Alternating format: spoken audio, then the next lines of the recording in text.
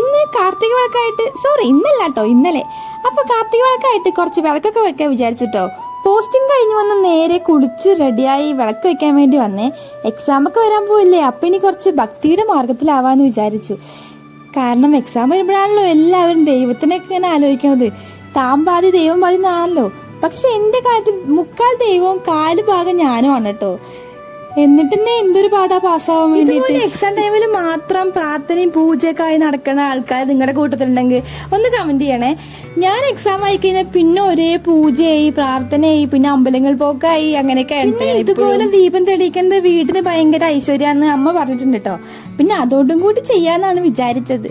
പിന്നെ എനിക്ക് വീഡിയോ എടുക്കും ചെയ്യാലോ, അതും കൂടി ആലോചിച്ചപ്പോ പിന്നെ അങ്ങോട്ട് ചെയ്യാന്ന് വിചാരിച്ചു. ലാസ്റ്റ് വിളക്കൊക്കെ കത്തിച്ചതാണ്, നല്ല രസമായിരുന്നു കേട്ടോ. ഫുള്ള് ലൈറ്റൊക്കെ ഓഫ് ചെയ്തപ്പോ ഈ ദീപത്തിന്റെ ലൈറ്റ് മാത്രമായപ്പോ അടിപൊളിയായിരുന്നു കാണാൻ.